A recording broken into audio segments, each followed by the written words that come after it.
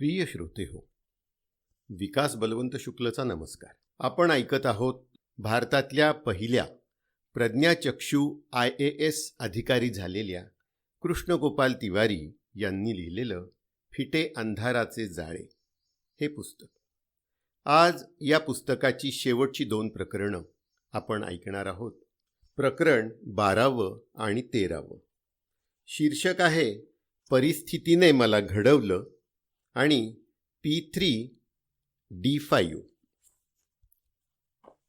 मला अनेक जण विचारत असतात की मी जे हे यश मिळवलं आहे त्यासाठी माझे प्रेरणास्त्रोत कोण होते. खरं तर मी यावर त्यांना काही उत्तर देऊ शकत नाही. पण जेव्हा विचार करतो त्यावेळी माझं आजवरचं आयुष्य माझ्या या दृष्टीहीन डोळ्यांसमोर तरळून जातं. त्यात घडलेले अनेक प्रसंग जे माझ्या मनात खोलवर दडून बसलेले आहेत ते पुन्हा एकदा स्मृतिपटलावर उमटू लागतात.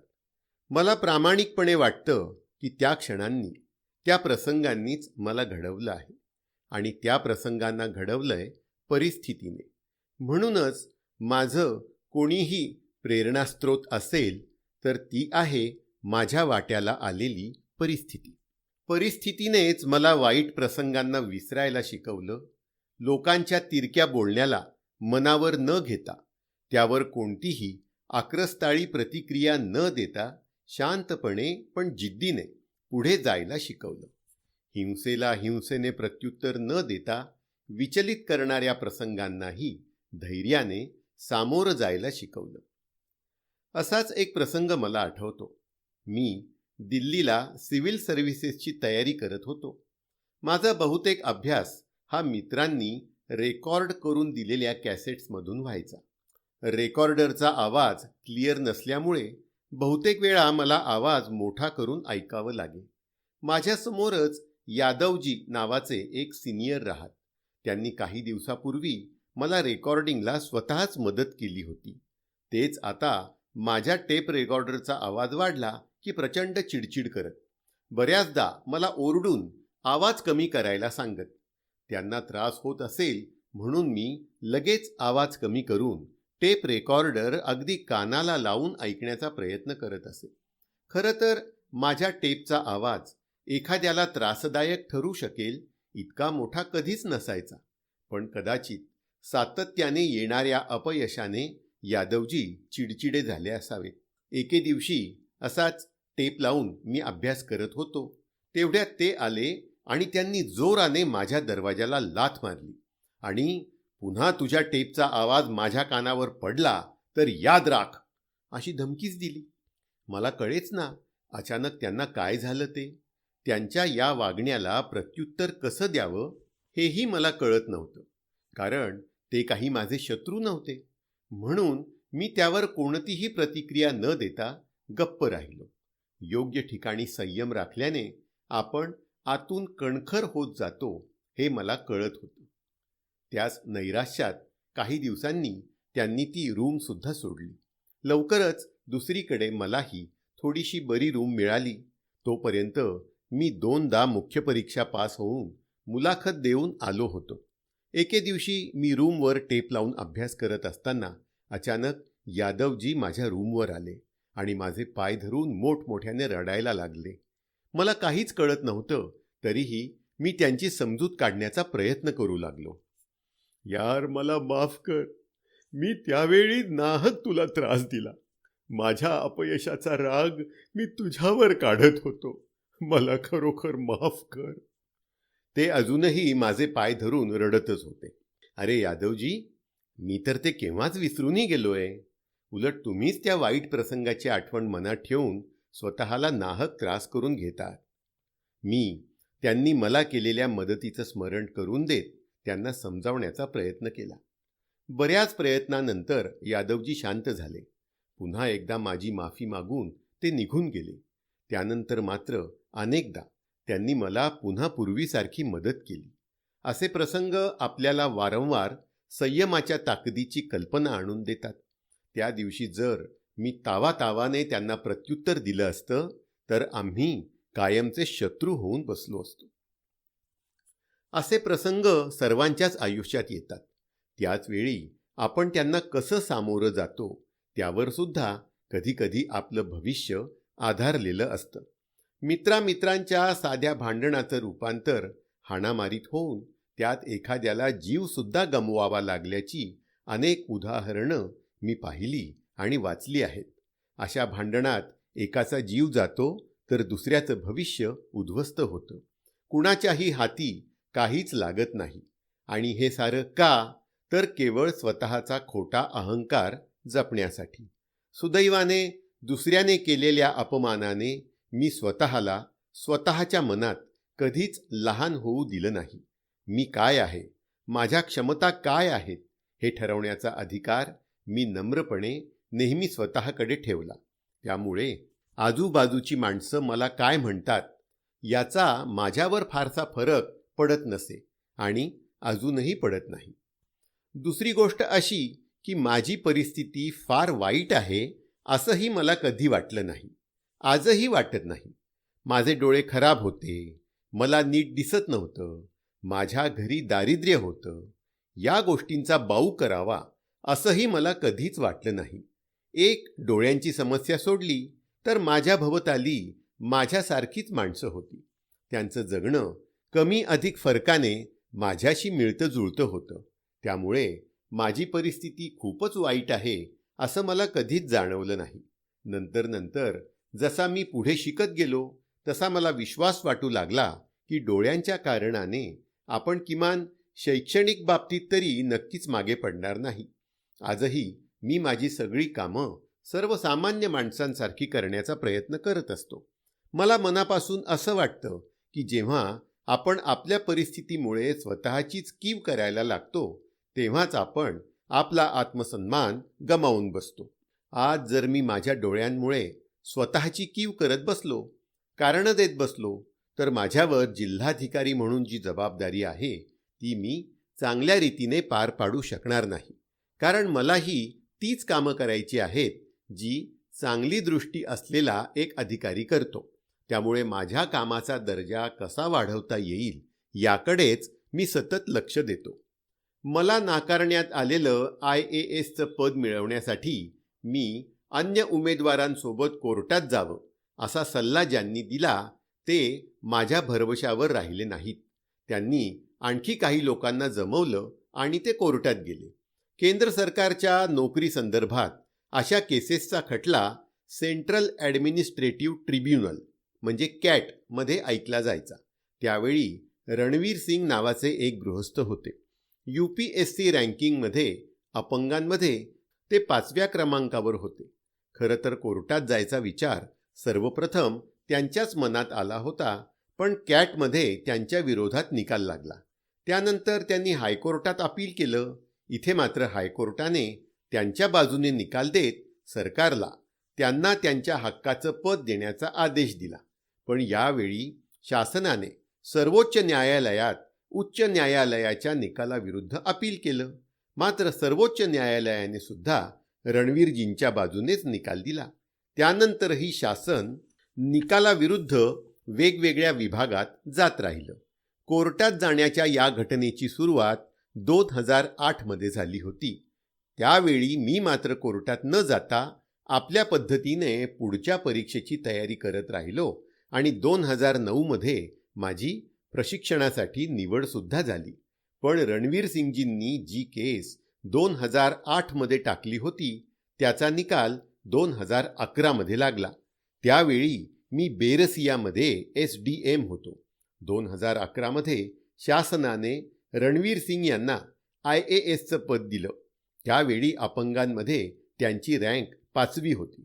त्यामुळे शासनाने असा निर्णय घेतला की त्यांच्यावरील जे 4 उमेदवार आहेत त्यांची ही नियुक्ती IAS म्हणून करावी. त्या यादीत मी दुसऱ्याच स्थानावर असल्याने मला 2011 मध्ये पुन्हा एक नियुक्तीपत्र आलं. त्यात माझी नियुक्ती पश्चिम बंगाल कॅडरमध्ये होत असल्याचं लिहिलं होतं.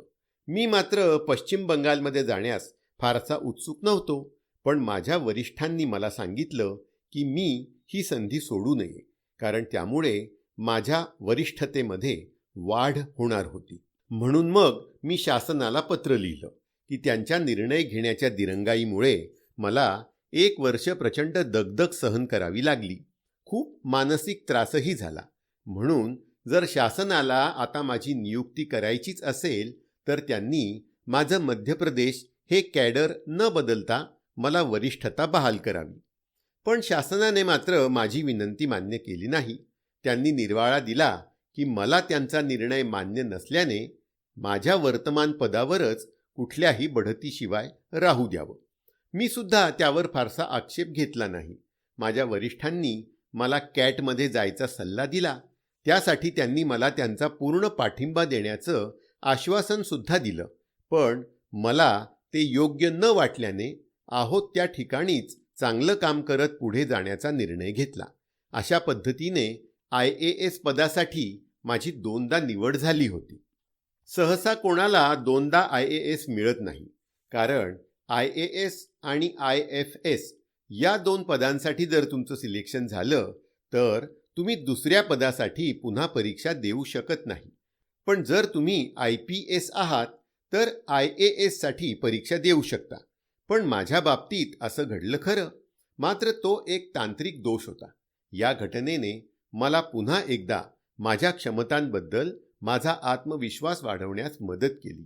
कारण मला आठवतं, मी जेव्हा मुलाखत झाल्यानंतर मेडिकलसाठी गेलो होतो तेव्हा मला दृष्टिदोष असलेल्या उमेदवारांकडून ऐकायला मिळायचं की UPSC ही दृष्टिहीन लोकांच्या बाबतीत पक्षपात करते, त्यांना कधीच जास्त गुण देत नाही. पण तसं नव्हतं हे माझ्या नंतर लक्षात आलं. त्यावेळी मलाही मुलाखतीमध्ये फक्त 120 गुण मिळाले होते. पण हेही तेवढंच खरं की ही माझी मुलाखत फारशी चांगली झालेली नव्हती. मात्र त्यानंतरच्या मुलाखतीमध्ये मला तब्बल 220 गुण मिळाले. त्यामुळे पक्षपाताबद्दलचा माझा गैरसमज पूर्णपणे दूर झाला आणि पुढेही मला न्याय मिळवण्यासाठी कोर्टात जाण्याची गरज पडली नाही. शासनामधीलच अधिकाऱ्यांनी मला खूप मदत केली. म्हणजे माझ्यावरचा अन्याय शासनानेच दूर केला. मला जी काही मदत मिळाली ती शासनाकडूनच मिळाली. त्यामुळे माझं स्पष्ट मत आहे की जी काही चूक आहे ती नियमावलीमधील क्लिष्टतेची आहे. कुणी जाणीवपूर्वक मला माझ्या हक्कांपासून वंचित ठेवलेलं नव्हतं. या सर्व प्रकरणांपासून मला मात्र खूप शिकायला मिळालं. खरं तर माझ्या आयुष्यानेच मला आजवर खूप शिकवलं आहे. अनेकदा परिस्थितीच अशी निर्माण होते की आपल्याला सारं काही चुकीचं वाटायला लागतं. आपल्यावर खूप अन्याय होतोय असं वाटायला लागतं. अशा वेळी दुसऱ्यांना किंवा स्वतःला दोष देत वैताग करत बसण्यापेक्षा मन शांत ठेवून चालत राहावं, प्रयत्न करावेत, थोडा वेळ जाऊ द्यावा. आपल्या योग्यतेनुसार आपल्याला हवं ते मिळतंच, हे मी माझ्या अनुभवातून शिकलोय. आता ऐकूया पुस्तकातलं शेवटलं प्रकरण. शीर्षक आहे P3 आणि D5. या प्रवासात माझे अनेक गैरसमज दूर झाले. मला पूर्वी जे वाटायचं की दृष्टिबाधितांसोबत पक्षपात होतो तो दूर झाला. मी UPSC परीक्षा हिंदी माध्यमात दिली. हिंदी माध्यमातील विद्यार्थ्यांना फारसे गुण किंवा प्राधान्य दिलं जात नाही हा सुद्धा एक भ्रम होता. मलाही तो बरेच दिवस खरा वाटत होता, कारण माझ्या आजूबाजूला मी सर्व इंग्लिश मीडियमचे विद्यार्थी बघत होतो. जे 1-2 हिंदी माध्यमातले होते त्यांची ही अवस्था माझ्यासारखीच होती. त्यांनाही आपल्यावर अन्यायच होतोय असंच वाटायचं. मला अनेकदा आपण हिंदी माध्यम घेऊन चूक केली असं उगाच वाटत असे. मी दुसऱ्या प्रयत्नात अयशस्वी झाल्यानंतर तिसऱ्या वेळी पूर्व परीक्षेचा फॉर्म भरायला गेलो होतो. तिथल्याच एका विद्यार्थ्यामार्फत मी फॉर्म भरून घेत असताना एक जण गाडीवर तिथे आला आणि गाडी बाजूला लावून तो माझ्या बाजूला येऊन बसला. काय करतोयस? त्याने हेल्मेट खाली ठेवत मला विचारलं. पूर्व परीक्षेचा फॉर्म भरतोय, मी सांगितलं. का? त्याचा अनपेक्षित प्रश्न.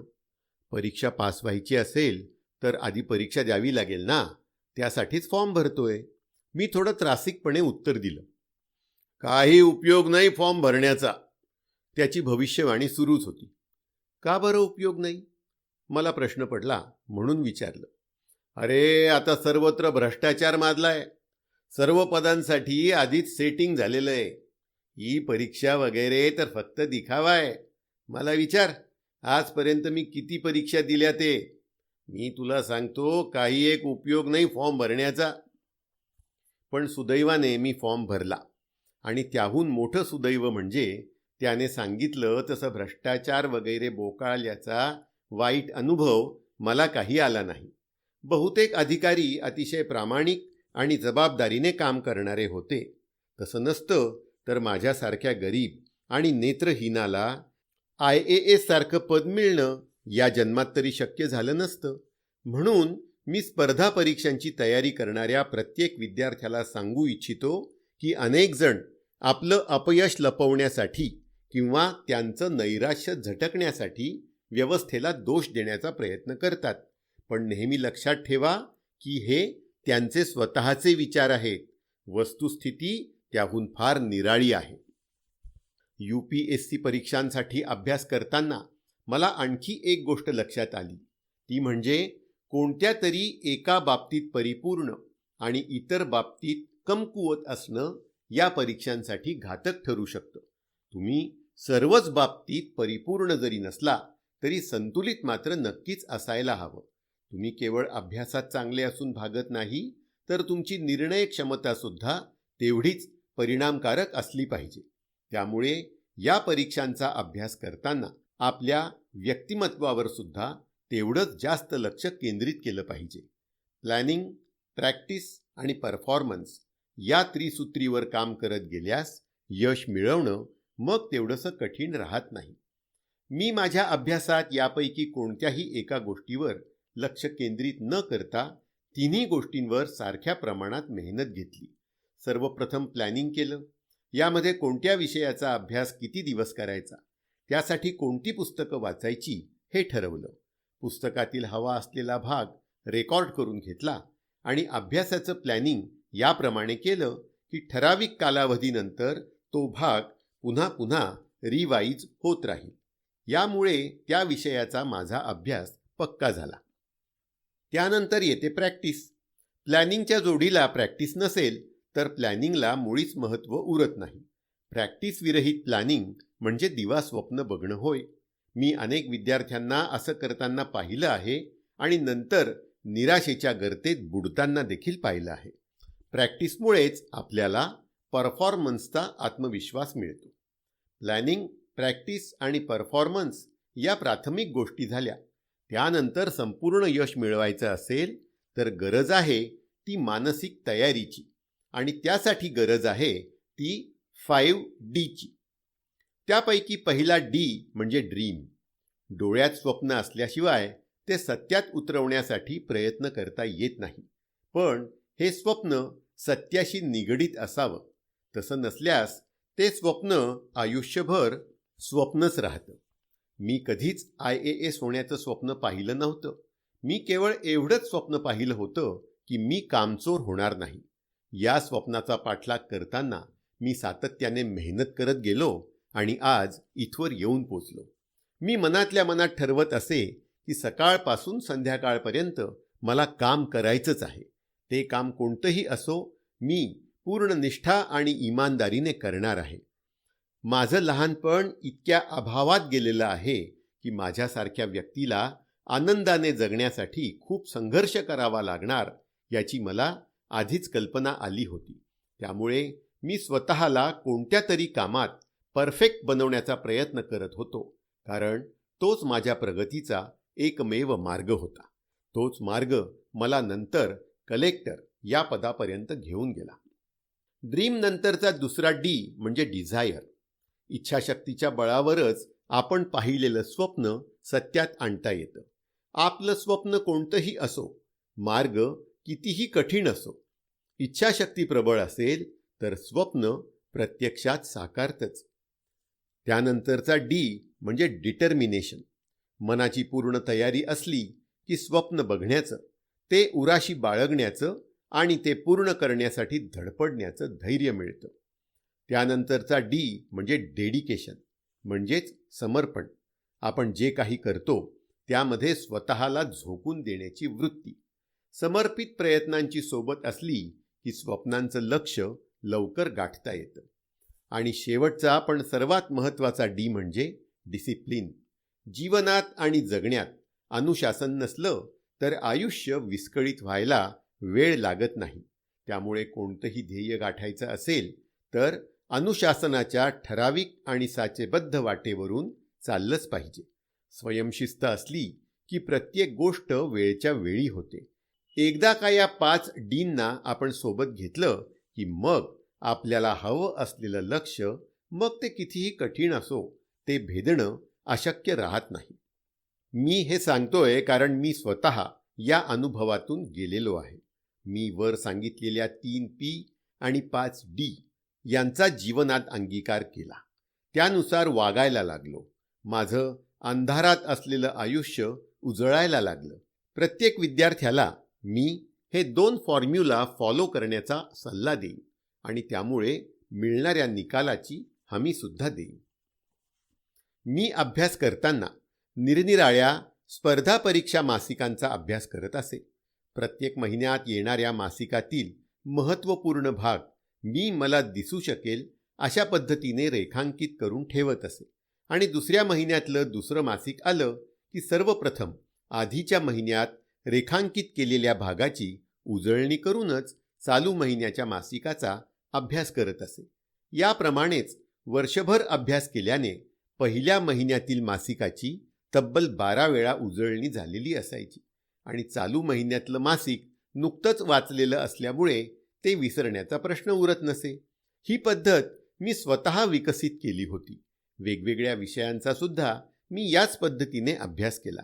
त्यामुळे वाचलेला बहुतेक भाग वर्षाच्या शेवटीसुद्धा तितक्याच चांगल्या पद्धतीने लक्षात राहायचा. यात कोणत्याही कारणासाठी मी 1 दिवसाचाही खंड पडू देत नसे. कारण मला चांगलं माहीत होतं की माझी दृष्टी दररोज कमी होते आहे. 1 दिवस जर खंड पडला तर मला दुसऱ्या दिवशी दुप्पट मेहनत घ्यावी लागेल आणि ते मला परवडण्यासारखं नव्हतं. कोणत्याही नवीन विषयाचा अभ्यास करायचा असला की मी तो सुरू करण्याआधी मला त्याबद्दल काय काय माहीत आहे याचा आढावा घेत असे. जसं मला आंतरराष्ट्रीय व्यापार या विषयाचा अभ्यास करायचा असेल तर मी आधी मला त्याबद्दल काय ज्ञान आहे याचं मनाशी चिंतन करत असे किंवा त्यावर माझं स्वतःचं मत काय याचा विचार करत असे. मग मी स्वतःच ठरवत असे की आंतरराष्ट्रीय व्यापार म्हणजे एका देशाचा दुसऱ्या देशांशी होणारा व्यापार. यात मग आयात आणि निर्यात यांचा विचार मनात यायचा. मग आपण काय आयात करतो आणि काय निर्यात करतो असा प्रश्न मी स्वतःला विचारत असे. या पद्धतीने माझ्या परीने संबंधित विषयाचा संपूर्ण आराखडा प्रत्यक्ष अभ्यासाला सुरुवात करण्यापूर्वी मी तयार करायचो. त्यामुळे नंतर पुस्तकातून अभ्यास करताना मला तो विषय समजून घेणं अतिशय सोयीचं आणि सोपं होऊन जायचं. पुस्तकातून अभ्यास पूर्ण झाला की पुन्हा त्याच विषयाचा स्वतंत्र विचार करायचा, अशी माझी पद्धत होती. मला खात्री वाटते की विद्यार्थ्यांनी या पद्धतीने एखाद्या विषयाची तयारी केली तर तो विषय त्यांना लवकर तर कळेलच, पण संकल्पना स्पष्ट असल्याने परीक्षेत लिहिताना किंवा मुलाखत देताना उत्तराची प्रभावी मांडणी करता येईल. यासोबतच स्पर्धा परीक्षांची तयारी करताना विद्यार्थ्यांनी थोडं स्वार्थी व्हावं असं मी सांगेन. म्हणजे एखादा विषय आपल्याला खूप आवडत असेल तर आपण त्याच विषयाचा अभ्यास जास्त करतो. त्या तुलनेत एखादा विषय आवडत नसेल तर त्याचा अभ्यास खूप कमी करतो. पण हे टाळावं. प्रत्येक विषयाला त्यावर आधारित गुणांप्रमाणेच किंमत द्यावी. स्पर्धा परीक्षांचा अभ्यास करताना वेळेचं नियोजन केलं नाही तर कितीही अभ्यास केला तरी अपेक्षित निकाल मिळणार नाही. उदाहरणार्थ अर्थशास्त्र या विषयाचा अभ्यास करताना मी विचार करत असे की अर्थशास्त्रावर समजा 8 प्रश्न येतील तर मला सर्वच्या सर्व प्रश्नांची उत्तरं आलीच पाहिजेत हे गरजेचं नव्हतं. कारण त्या 8ही प्रश्नांची उत्तरं जरी मला येत असली तरी त्यापैकी काहीच प्रश्नांची उत्तरं लिहायची आहेत. वेळेच्या बंधनामुळे इतर प्रश्नांवर केलेल्या अभ्यासाला अशा वेळी फारसा अर्थ उरणार नाही. म्हणून मी संपूर्ण अर्थशास्त्राचा अभ्यास न करता 70-80% त्या विषयाचा अभ्यास करत असे. अनेकांना असं वाटू शकतं की यामुळे आपल्याला तो विषय पूर्णपणे कळणार नाही. मला असं वाटतं की आपण पूर्ण विषय समजून घेण्यामागे लागूच नये. त्या विषयातील महत्त्वाचा आणि ठराविक भाग समजून घेतला तरी पुरेसा आहे. पूर्ण विषय समजून घेण्याच्या नादात आपण आपला बराचसा वेळ वाया घालवतो. त्यामुळे अन्य विषयांच्या अभ्यासाला वेळच मिळत नाही. आणि सगळ्यात महत्त्वाचं म्हणजे कधीही निराश व्हायचं नाही, अगदी शेवटच्या प्रयत्नाच्या वेळीसुद्धा. आणि काही कारणांमुळे यश जरी मिळालं नाही तरी स्पर्धा परीक्षा म्हणजे काही आयुष्यातली शेवटची परीक्षा किंवा शेवटची संधी नाही. त्या पलीकडे सुद्धा संध्यांचा अफाट सागर पसरलेला आहे. आपण निराश न होता मिळालेल्या प्रत्येक संधीचा फायदा घ्यायला शिकलं पाहिजे. अंधकार, मग तो डोळ्यांचा असो, नैराश्याचा असो किंवा जीवनात आकस्मिक रीतीने ओढवलेल्या संकटांचा, त्याने काहीही फरक पडत नाही. संयम, आशा आणि प्रयत्नांच्या समयीने अंधाराचं जाळं फिटतंच. माझ्या आयुष्याने मला हेच शिकवलं.